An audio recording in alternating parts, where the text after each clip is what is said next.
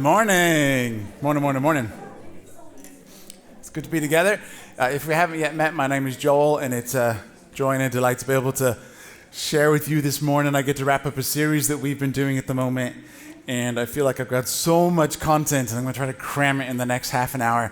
So here we go. Hold on. But before we do that, I want to give you a little confession in the spirit of just being honest with one another. So I do enjoy superhero films. I've always have since I was a little kid, like a proper little superhero geek.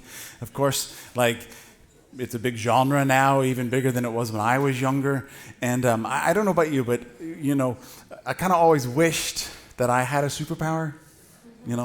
I mean, aren't they just cool, ordinary people that fall into a vat of something or get bit by something or have some sort of car crash that somehow turns them invincible, and all these weird, wonderful things that are so improbable, but when you're 8 years old, you think it's, of course, probable, right?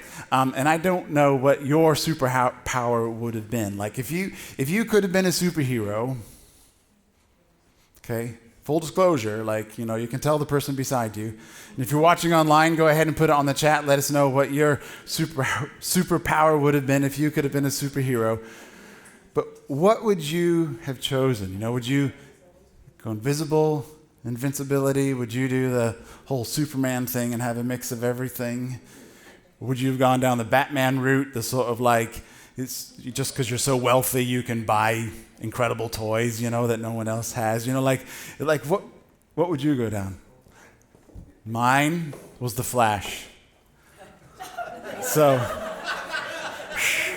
when I was, 8 years old, 9 years old, there was a TV show. I know. I just saw that out of the corner of my eye. The Flash, right? Yeah, okay. The Flash is single, by the way. Anyway, he's not really, I know. So anyway, I just thought when I was younger, and I used to just imagine you were able to just run places really fast. In my head, I was able to do it. I must have looked like a really weird kid, going to school or going to the back garden or whatever. But I just imagined all this stuff whizzing past. And when we were driving in the car, I would sort of look at the sky so I couldn't see the road, and I would just imagine I was moving as fast as the car. So that was mine. That was my superhero power. But I just wanted to say that, believe it or not, we actually have a superpower. We actually do. And the thing about this superpower is, culturally, it's viewed as a weakness. Culturally, it's looked down on. Culturally, it's actually not something that is necessarily encouraged. But this superpower is so critical. It's foundational to relationships. And this series we're looking at is about great friendships and building connections in a disconnected world. And we want to really invest in that as a local church. But this area, this one thing we're going to talk about today is so important. It's foundational for everything. And if you're not yet a follower of Jesus, this is important in your workplace. This is important with your neighbors. This is important with your immediate family. If you have immediate family, if you don't have immediate family that live in a house with you, this is important for the people that you interact with. This is foundational for everything. And for those of us who are followers of Jesus, this is actually vital for survival. It's so critical. I can't stress how important that this one sort of area is for us. And the thing I want to talk about, the superpower, is vulnerability.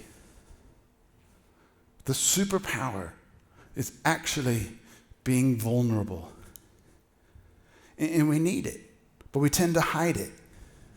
We view it as a weakness, yet it's actually our greatest strength. It's the most courageous thing we can ever do, yet we hide it. We build walls, we build excuses, whatever we do, we just hold back.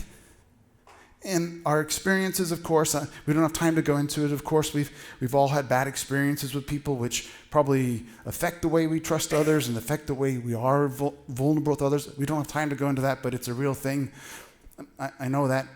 But we just can't go into that today. But the reason we need to do this, the reason we need to give this important topic of relationships something to invest in is because the research is startling. It's staggering. This is what's said by the Friendship Lab. Just going to go through it really quickly. People with close friendships, they have lower levels of anxiety and depression. People with close friends have got increased levels of meaning and happiness. If you've got close friends, science tells us that we have decreased risks of dementia, Alzheimer's, and heart attacks, and we live around 7 years longer. If you have close friends, those coffee dates, outdoor walks, late night chats, they help us face our adversities, they help us discover who we are, and they help us choose our best paths in life. Yet many people do not have close friends. See, friendships are incredibly important. It's like the best thing you can have. Wouldn't you want to take something that would do all that for you? Reduce your heart risk, reduce your risk of dementia, help you live 7 years longer? Wouldn't you want to start drinking seaweed, right? You would do it. But then here we have something that's available to us. And as followers of Jesus, this should be our bread and butter. This should be something that we are known for. You'll know my disciples, by the way, they love one another. And this is not just an isolated issue, this is global. So in the United Kingdom, 20% of adults say they have no close friends. 10% of people say they have no friends at all. In the US, the number of those without friends has quadrupled since 1990. And 25% of people in Australia say they have no one to turn to. 30% have no friendship group at all, is what they said. And in Italy, 10% say they have no adult friends, 30% of Dutch, 25% of Swedes say they are frequently lonely. This is not an isolated problem. This is a global thing that's happening. In the first week, we looked at a couple of the reasons why and maybe some of the factors that have contributed to that. So if you've missed it, jump online. You can catch all of our stuff on YouTube, but we're not going to go into some of the factors, but a lot of factors have conspired to the way we live now.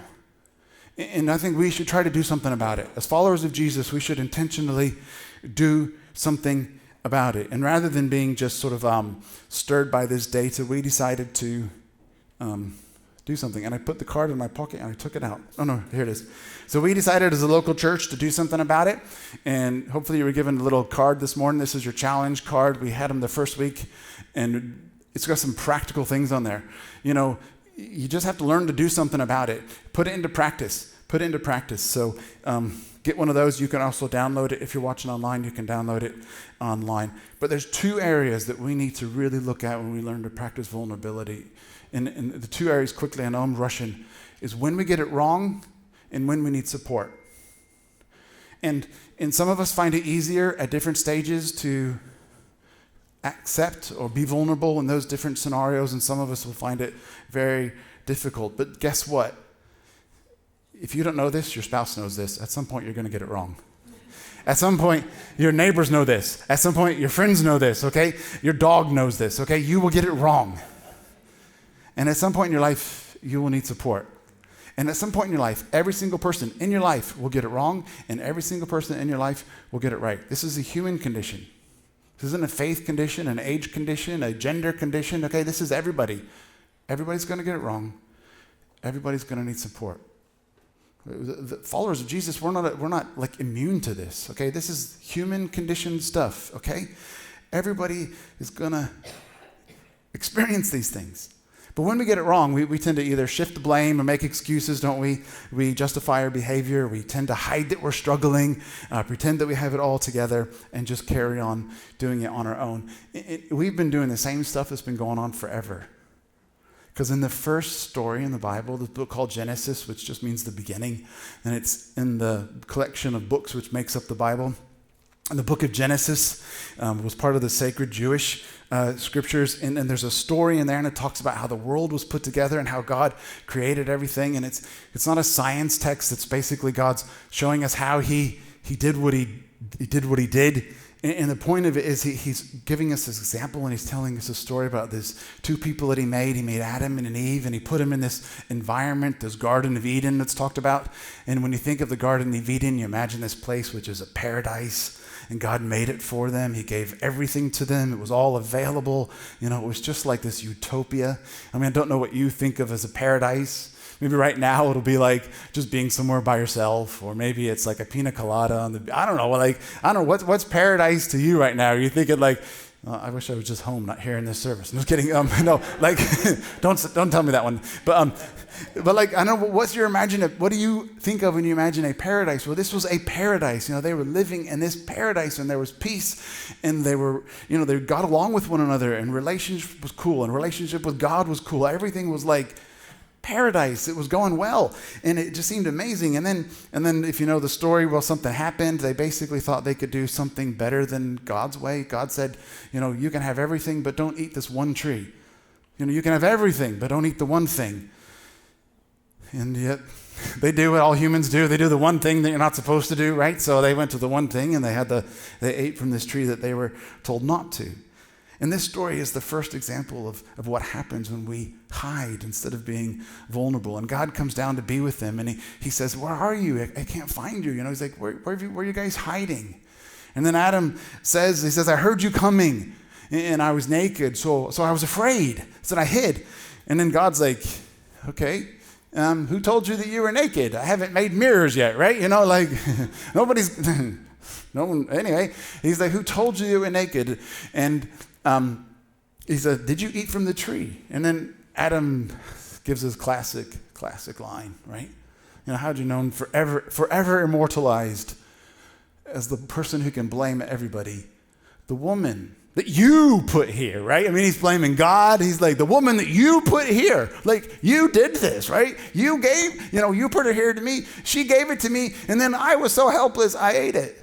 It's like, it's not even my fault. I couldn't do anything about it. God, you gave her to me, and then she gave me the fruit, and I had to eat it, right? And God, says to the woman, he's like, hey, so what's going on? What happened? And she says, it was the snake.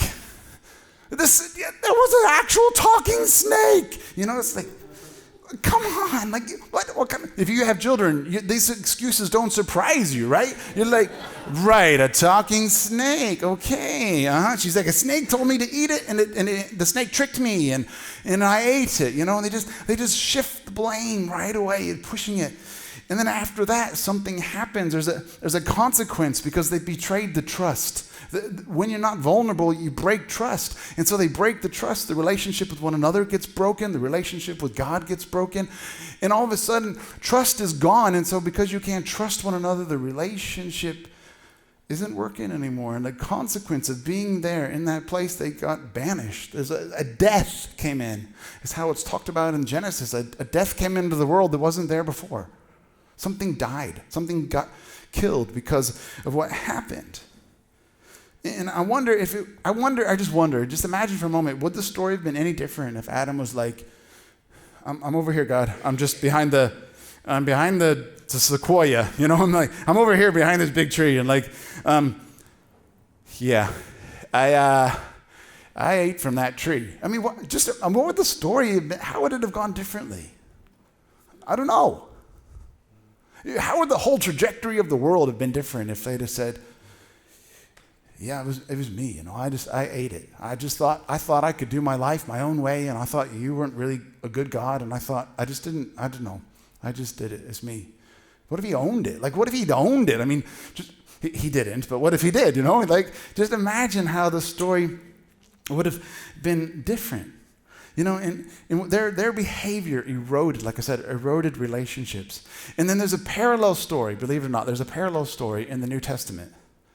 So if we jump to the early church, the book of Acts is like the history of the early church, and it tells us how they were doing things and how they were meeting and how they were just how they were doing life, this new, incredible, radical, new community, new life. And Christopher read this in his message last week. He talked about this passage in Acts 2:42 to 44. It says, they devoted themselves to the apostles' teaching, to prayer, to fellowship, breaking of bread.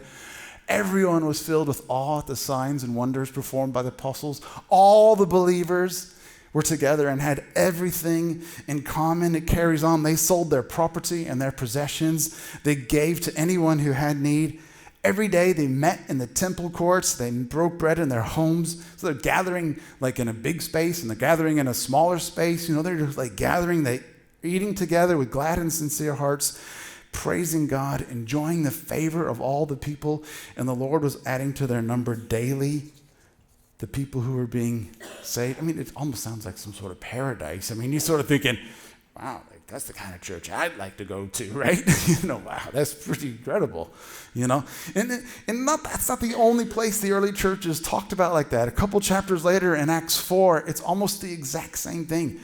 4:32 says this, it says, all the believers were in one heart and mind. No one claimed any of their possessions as their own. They shared everything they had.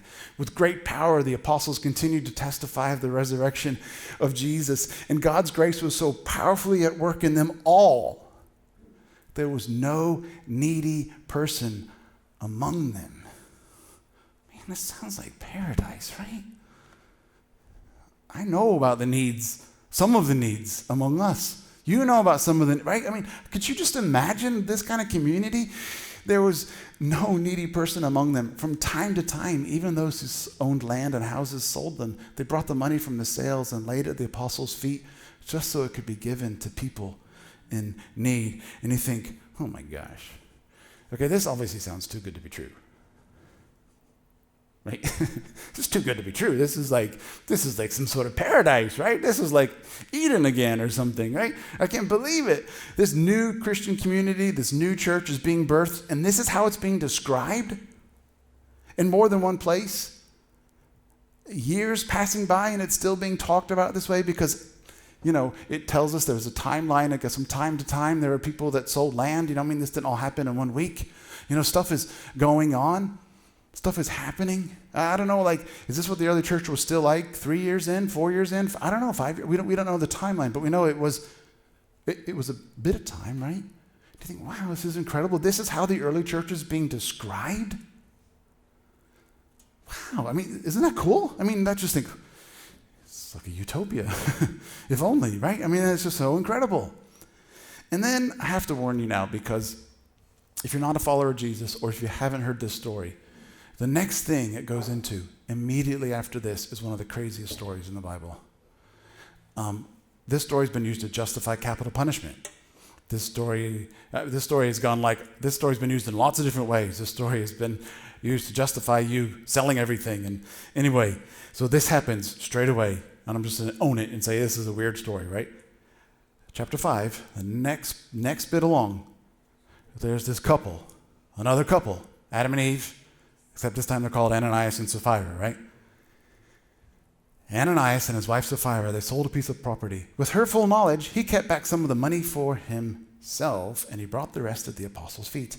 And Peter said, Ananias, how is it that Satan has so filled your heart that you've lied to the Holy Spirit and kept some of the money for yourself that you received for the land? Didn't it belong to you before it was sold? And after it was sold, wasn't the money at your disposal? Basically saying you could do what you like with it.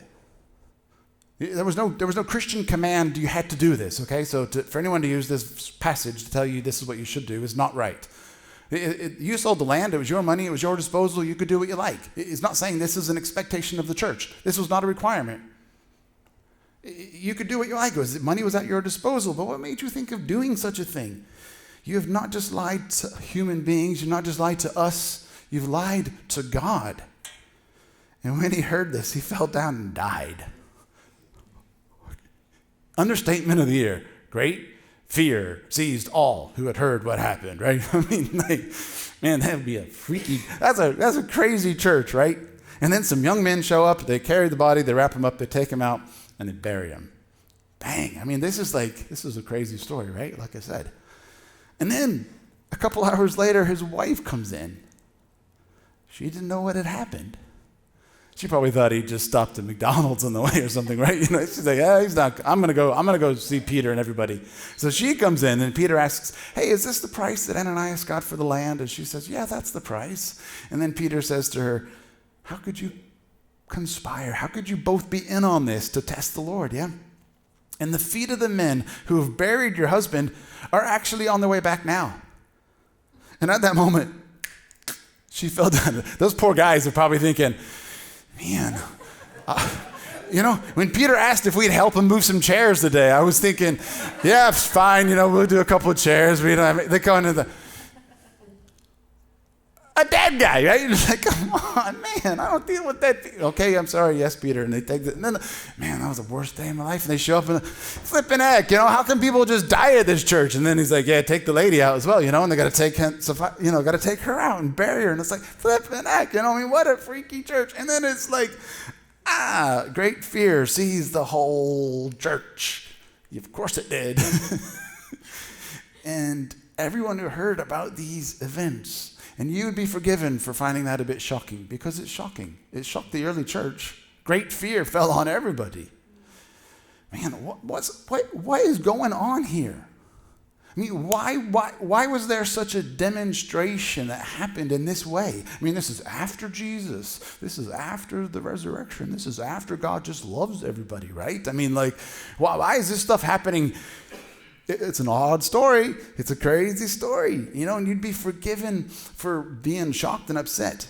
And here we have this brand new community experiencing what it means to be the followers of Jesus, living in a new way, living and loving in a new way, treating people in a new way. And it wasn't a rule that had ever been given. It was something that had changed in their hearts, and it changed the way they lived. See, they were not following any command, any instruction. There was no Old Testament rule. There was no thing they should do to do it this way. They just did it this way. They just adapted to the needs in their culture. They adapted to the needs in the moment, and they just lived it out. See, they're living this open life. This is what's happening. This is a brand new way of life, and all of a sudden they're getting real with one another, and they're being honest with one another, and they're caring for one another. It's like Eden again. It's this paradise, And this is the first time we read about hiddenness and deception in the new community. Just like with Adam and Eve, it was the first time you read about hiddenness and deception in the new world. Here you have hiddenness and deception in the new community. It's the first time you read about it. Because they pretended like they had given everything, and they wanted to look good in front of everybody. They were effectively keeping up appearances. And I wonder how the story would have been different if Ananias and Sapphira had just said, you're right, Peter. That little niggle in your heart that's sort of thinking, something's a bit off here. You're right. I'm pretending. I wanted to keep some of the money for myself. How would the conversation have gone differently? They probably would still be alive, right? If they had only owned up, if they'd been vulnerable, admitted their mistakes, and apologized for their actions. John Ortberg says this. He says, God can heal and forgive any sin, anything, so long as it's brought into the light. This is what we're invited into. This is how we're invited to live. That's the electric power of forgiveness and healing in a human life. It comes through community and confession. But as soon as the community becomes a place of hiddenness and darkness, that power of healing, that flow of the Spirit gets cut off by hiddenness. Looked at two stories where it didn't go very well. Thankfully, we've got a story where it did go okay. Just checking the time. So here's the story. And if you've been around church for a while, you probably know this story. This is not a crazy story. This is one of the good stories. So I told you one of the weird stories. This is one of the good stories. So Jesus is telling these stories, and they're called parables. And a parable is something, it's a story that sort of gets under your skin, and it makes you think, and it's got extra meanings, and it's like a boomerang. It just comes back, and there's more to the story. And so what happens is Jesus is telling these stories. And in Luke 15, you can read about it. He tells a story about a shepherd who's lost a sheep, and he tells a story about a woman who's lost a coin, and then he tells a father who's got two lost sons. And these two sons, the one son decides to say to the dad, it's the younger brother, it's always the younger brother. No, I'm the oldest, I can say that. No, just kidding. So the younger brother says, he's like, Dad, I want my inheritance now. Give it to me now, which is a rude thing to say, okay, because the dad's still alive, right? So basically he's saying, you're dead to me. Culturally, this is like a no-no. There's so many cultural layers in the story. And he's like, give me your inheritance. Give me my inheritance now. I want my money now. I want my freedom now. I want my liberty now. I want to do what I want to do now. I don't want to be fettered by anything to do with you guys anymore. And it says the dad did it. The dad liquidized his estate and figured out how to get the son his share, his half of the wealth. And he gives it to him. He trusts him and he gives it to him. Lets his son make this decision. And the son's got all this money. And I don't know if you've ever known anybody who was young and had a lot of money. They've got new cowboy boots and new cameras and they just spend their money on anything and everything, right? Yeah. So he does, this kid's living it up, and he goes to another land, and he's got loads of friends, and it says he just blows his money on wild living and partying, and he's just spending all his money. He doesn't understand about how budgets work, right? And he just spends it. And then eventually the economy changes in the country that he's living in, and there's a big famine, right? Things go south, as they do sometimes, and he's out of money, and all of a sudden he's out of friends, and he's got nothing now, and he's not only desperate, he is crazy desperate. And then what happens is he actually decides, he gets a job, and his dad must have been super wealthy, so he's gone from being a wealthy person to now basically working at a pig farm, which culturally was a no-no, because pork was an unclean animal. So he's there working with the unclean animals. And it says he was so hungry that he wanted to eat the food that the pigs were given. If you had pigs, pigs eat anything, don't they? They just eat, they eat anything, right? They eat dead people. Come on, they eat anything. They could have done a quicker job with Ananias and Sapphira, right? Anyway, so they eat. They eat anything, and I'm why would you sit there and be in pig slop? How low must have you reached in yourself? How low did he reach a position to be wow, I'm so hungry, I'm going to eat the slop that the pigs are being given? It almost just turns your stomach. And it's gross, it's shocking, and it's incredibly offensive in the Jewish culture, the story that's being said here. This son has gone to these places, and he realizes that he is in a mess of his own making. And then he decides to do something about it. And he decides to go home and speak to his dad. And it says he works on his speech, and he gets all of his stuff together, what he's going to say. And it says in Luke 15:21, it says he comes home and he says, Dad, I've sinned against you and against heaven. I'm no longer worthy to be called your son. He didn't blame Eve. He didn't blame somebody else. He didn't blame a snake. He didn't blame the fact that he got tempted. He didn't blame the stupid friends that took his money. He didn't blame the fact that he just, Dad, you were a horrible dad. You didn't give me any freedom. He didn't blame anything. The guy is just I'm just going to be real. I'm gonna dump it out. I'm going to own it. The worst of the worst, I'm sorry, Dad. I've blown it. And in the story, this story is so offensive to the cultural mindset. And the father, who represents the heart of God, actually embraces his son, and he kisses his son, and he says, bring him some new clothes. We need to feed him. And we're not just going to give him a little something to eat. We're going to have a party. You got to invite the community. You got to invite everybody. Kill the fattened calf. There was no Sainsbury's. Yeah, you didn't just go to the supermarket. There's this animal that's been saved for an event. And now is going to be the time when we have this huge party, and the dad throws a party to celebrate what's happened, and he throws a party at the son's return, which is insane, It's wow, what would have happened to Ananias and Sapphira? What would have happened to Adam and Eve if they'd have only just decided to take it a different direction, And there's another character in the story. I did tell you that there was two sons.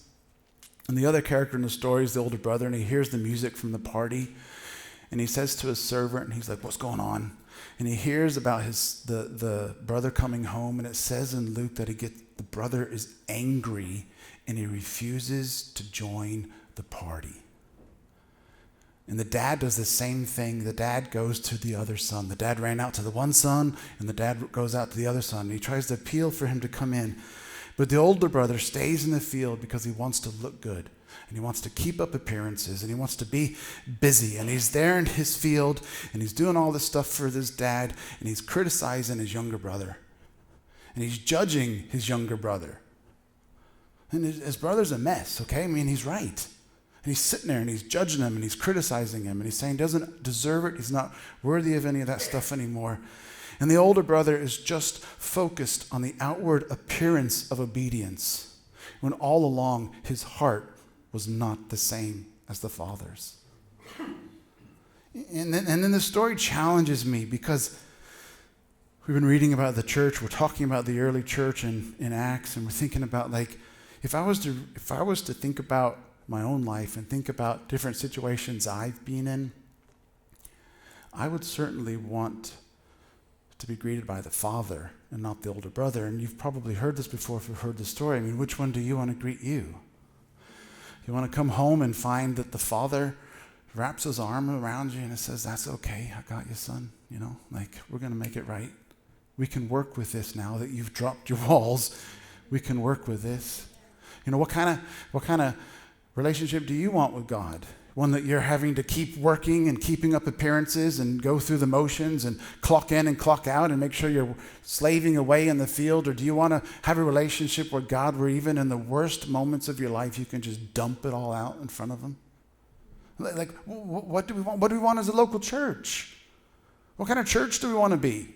Do we want to be a church where we've got a lot of people who look really busy and look really good on the outside and are so effective at keeping the field and doing all the obedience over here, that we look down on the one that has to just blurt it out?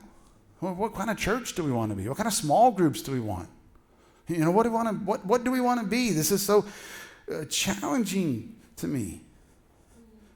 And the thing about this, it's as soon as the younger brother is vulnerable, what power rushes in? Forgiveness, grace, mercy, love. You see, up until that point, it couldn't get in. It didn't come in for the older brother, right? The older brother couldn't receive the forgiveness that was available, couldn't receive the love that was available, couldn't receive the mercy and the grace that was available. Why? Because the older brother has to keep up appearances. I'm too perfect to need anything. But when we drop our defenses, when we're vulnerable with one another, when we're vulnerable with God, do you know what happens? It makes way for forgiveness. It makes way for restitution. It makes way for reconciliation. It makes way for healing. It makes way for grace and mercy to flood into our lives. And I want to be the kind of church that when people come, what they receive is grace and mercy and love and forgiveness. That's the stuff we want to see flowing out. But maybe it doesn't flow out because we haven't lived it, because we ourselves are too busy trying to keep up appearances in the field. We have to be this conduit. And when we recognize that we are all actually younger brothers, it liberates all of us. It sets us all free. We need to learn to practice vulnerability. Older brothers just result in death.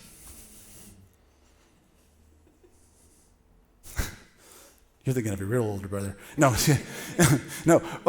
Yeah, an older sibling attitude only breeds death. It doesn't breed life. It only breeds death. And we, as followers of Jesus, have an incredible opportunity to be like nothing the world has seen before. Nothing. You know, what if the church could be described the same way it was described in Acts? You know, what if it could be reality, not just some paradise? What if it could be this thing, you know? We have an incredible superpower. Yeah.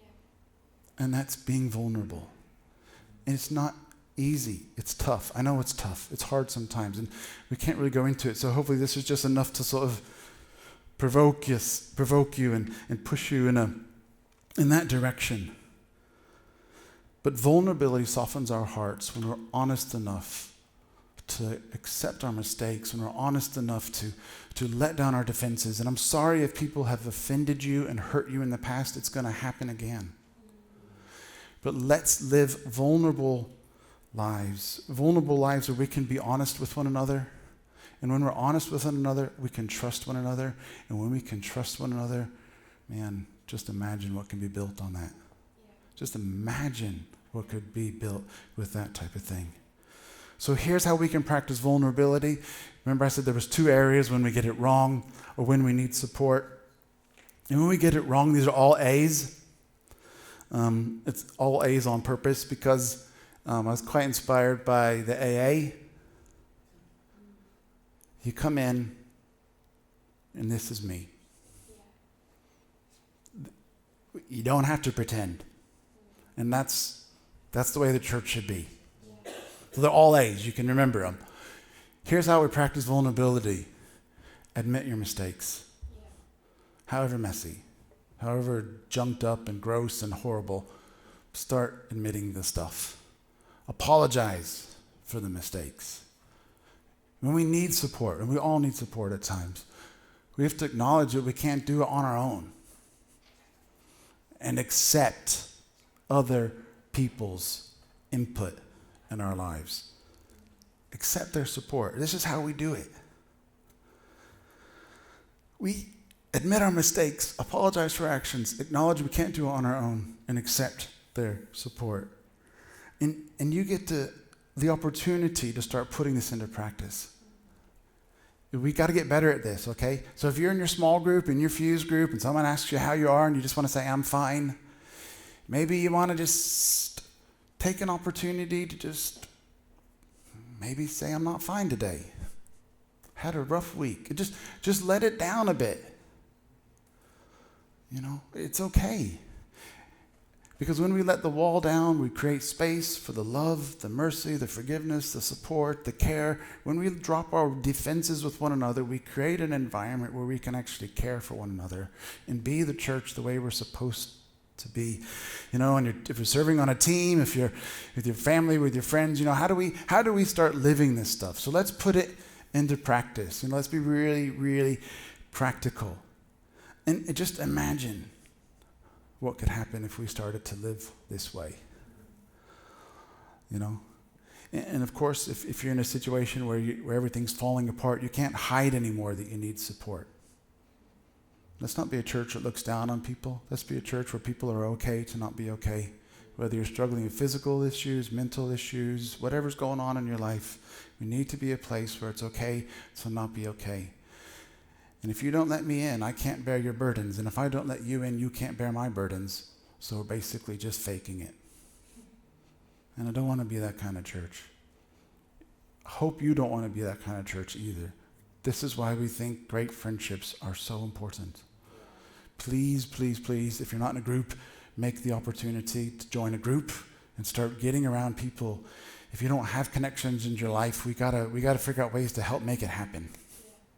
So just let's start figuring out ways to do it. Join a team or join a group or just start talking to people. We got a church lunch today. We can hang out a bit at the end. And I know we need to wrap up. So here's the verse we're going to wrap up with. 2 Corinthians, Paul said this. He says, God's saying it to him, but my grace is sufficient for you. My power is made perfect in weakness. This is our superpower. So let's be superheroes. Let's be all that God has called us to be. Because I want to see some broken people healed. I want to see some heartache cared for. I want to see some people loved in a way that they have never, ever experienced by anyone in this world, anyone in their family, anyone in their workplace. That's what I want to see. I want to see people so surprised by the goodness that floods over them. They just don't know what to do with it except accept it. Yeah. That's what I want to see. You know? Let's pray. Jesus, God, thank you so much for everything you've done in our lives. Thank you for who you are. God, thank you for the challenge that you already fully know us and you fully love us. Wow. God, help us to care for one another in the same way. God, help us to love one another fully and deeply. God, help us to be the ones that can care for each other in our moments of need, that forgive each other in our moments of mistakes. Help us to be a community so unlike anything this world has ever known. God, thank you that you draw us together. In a world that draws lines, help us to draw hearts together. In a world that seems to be separating and fracturing, help us to be together. God, I just pray for everybody here today. You know what's going on in their lives. I ask that you would be with them, you would strengthen them, you would heal them, you would hold them. And in your wonderful, precious name we pray. Amen. If you have any questions or want to chat about anything, please do so. If you've got little ones, please collect them for 12. In a few minutes, we're actually going to start putting some tables out here. You please stay for lunch if you can. If you don't, if you got to go somewhere, if you need to go, please go. Be blessed. Have an amazing week. But yeah, if you're able to stick around and join the picnic. So cool. Thank you.